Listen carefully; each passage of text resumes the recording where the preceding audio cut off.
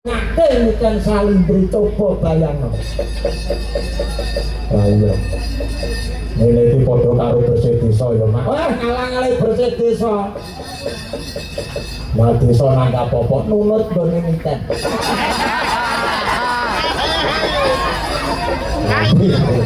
Boten malura bujak ora. Ayo juga malura. Ngabantu bener yo. Kabeh kuliah ya. Ini kabeh padha ndongakne karo adimu wedok nikan Salindri. Aku ora iso ngomong apa-apa. Ora iso ngomong apa-apa tegese arep tak subya-subya, arep tak sanjung-sanjung jenenge nikan Salindri wis mubul dhuwur. Ayo. Ning aku meling karo adikku siji ya kuwi nikan Salindri ya aku wedok. Semakin pohon itu tinggi semakin banyak dan berat goncangan anginnya. Tak jaluk nikan Salindri tetep dadi nikan Salindri sing biyen, sing santun, sing bekti, sing apik karo sapa wae, ora kena beda-bedake, ora kena bancing-banciladan. Ngono. Sakala mangsa ning panggung ngono aku karo nikan iki digrawuki, dikaploki, ing atase kaya sego jangan. Kowe nesu ora, Nduk. Aku belas ora nesu. Sebabe apa? Siji dibayar.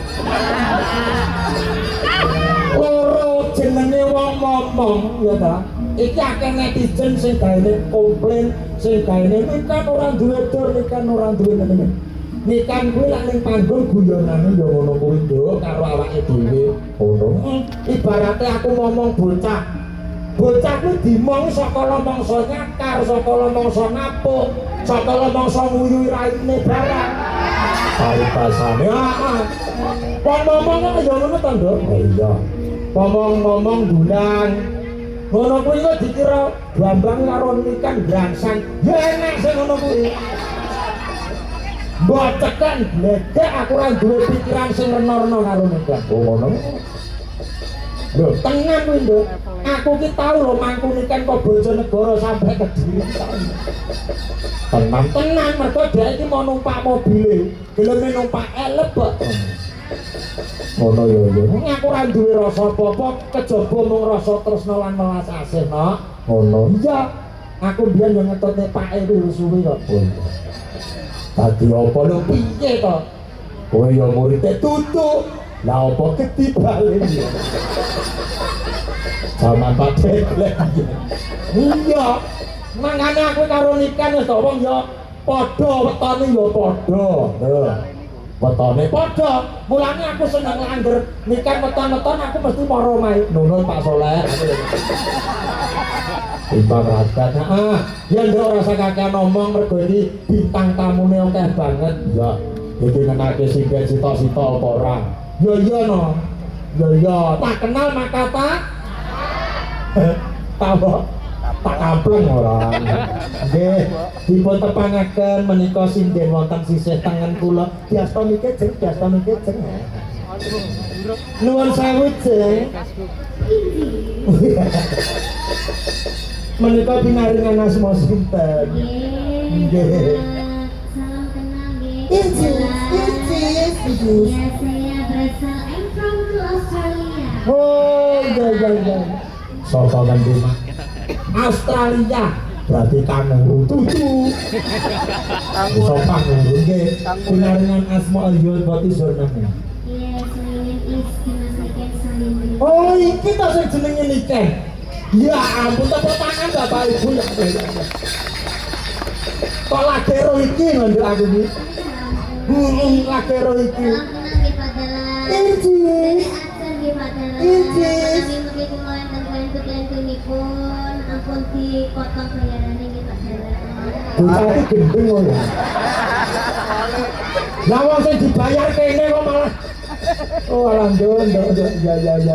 Wes pokok selamat ulang tahun saya ya, ben salah paham ya. Panjang umur sehat selalu ya. Dalan ini kok hitam. Kamu iki jenenge kulit magrib. Hitam manis ana. Saman biyen kulite ya kaya aku ngene iki. Iso. Fotone enek aku duwe ya. Tak penteng ning gone kono piye video truk piye? Kita malam hari ini kita harus hormat sama Bapak Dadan. Sindiko. Ayo. Nggih. Matur nuwun Mbak Niken Salindri ya, jan ayu. Sisihipun wonten tak kenal langsung ya. Wonten Mbak Hani Kusuma. Incis. Terus wonten Mbak Afi. Nah, wonten Mbak Putri Lope-Lope. Wonten Mbak Tosi. Yosi. Nah, sebelah mriki kang kula sebut wau waranggana saking Mayangkara Niken Salindri. Sing tiga nika wonten Latifi. Mbak Latifah Bumei kalian Nyai Raden Ayu Sri. Bosen bobok lho Bu Sri. Menika pasindanipun Mayangkara original. Sami-sami Mayangkara ning bersatu padu untuk memajukan nama Mayangkara dan juga Niken Salindri. Tepuk tangan buat mereka berdua. Ya, jambah. Sem sinden samene kan sing murup gendungane men gone Latifi tok. Ya. Ngaturke tetembangan ya, Nok. Iya. Iki isih urung ana pamundutan. Iya. Tak nyoba suarane sing ulang tahun dhisik. Iya ta. Iki sing dinteni Badha Ngasar. Iya. Ya ndak, sugeng dalu Nok Cahayu. Sugeng dalu Nok Cahayu.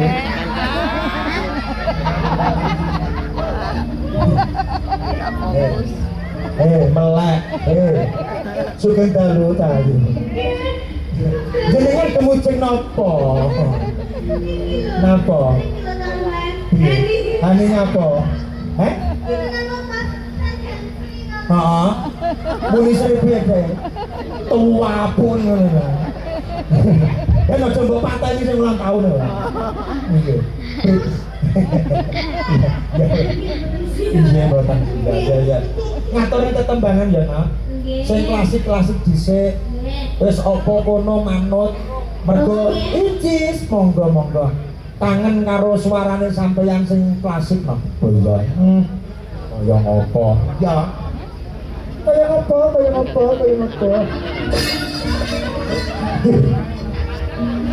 Kenapa? Suwe ora metu ning ngalep iki. Sak menika Sandi Asma. Oh, Sandi Asma. Sandi Asmane Niken. Dimas Niken Salindri nggih. Ingkang ngarang lirikipun sakekanipun Pak Cahyo kalian Ibu. Oh, ngaten. Nggih. Matur nuwun Pak Cahyo kanan bugasi sampun maringi bebungah nggih menika pangkur sapa? Sandi Asma. Ya. Monggo.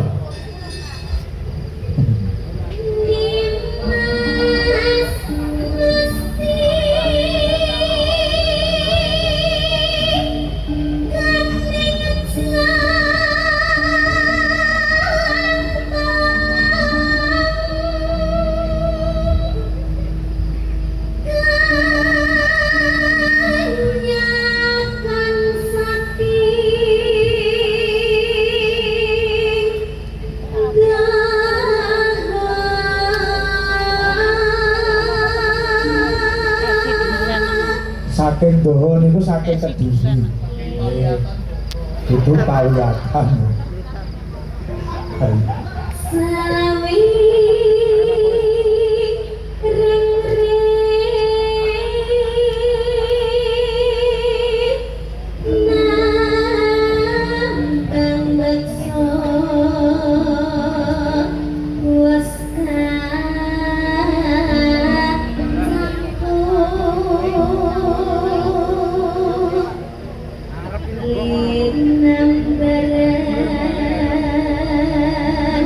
Jiwa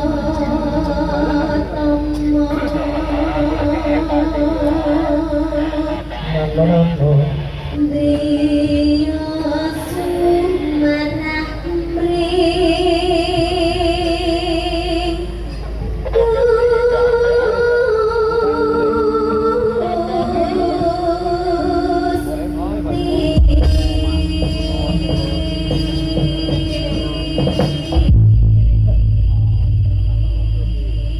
Elok tenan suarane 14 telepon nak. Impenku bocah sampeyan wis mimpi. Monggo impenku dalanipun Salindri. Nah, semoga. Bisa? Terima ciri tangga.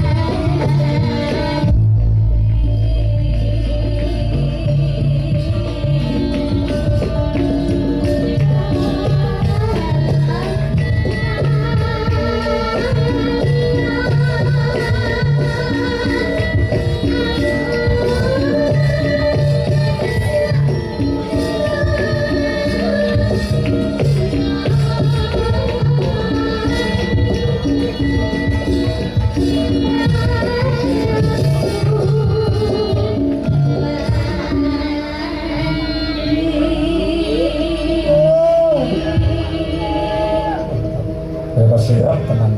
Ya.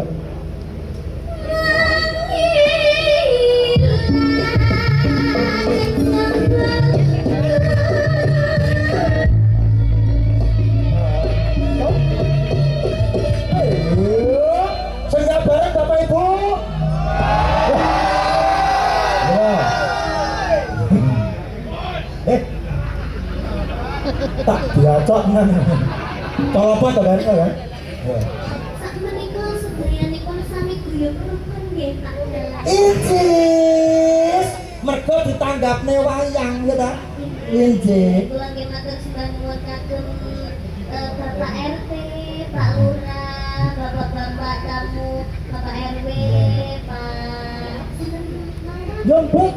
Ora tau ditimbali ora lho. VVIP sakmenika warga-warga masyarakat ingkang dateng perumahan BTR Rejo Mulyo sami guyub rukun. Terus nyenengke seduluran pas sedulurane niku lho Mas Bapak ingkang remen sanget sakmenika ditanggapke niku sami-sami seneng sami-sami bungae mboten enten sing tukar kadu mboten enten sing istilahnya apa? Kados Terasa-rasan. Iya, nggih. Nggih. Iya, betul. Nggih, lagi kula wong sampeyan tawuran geger biar. Terima kasih buat semuanya. Nggih, nggih, nggih. Matur sembah nuwun ya, Pak. Nggih. Ya. Incis. Manjang. Oh.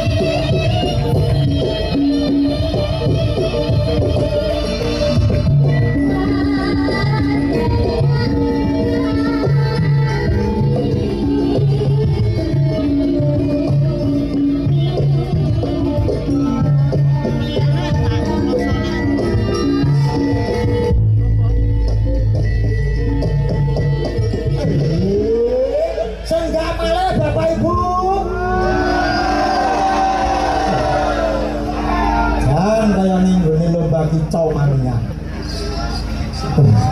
Monggo.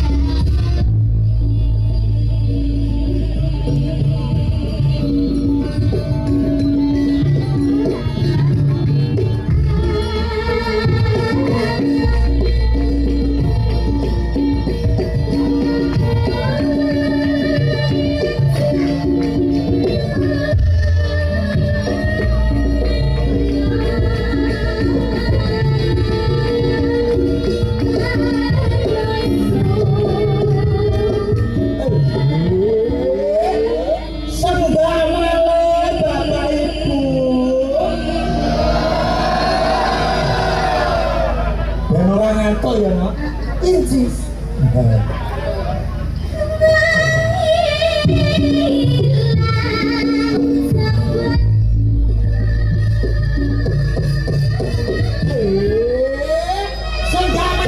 Bapak Ibu, soalnya jatuh senggak Bapak Ibu. Ya Bapak.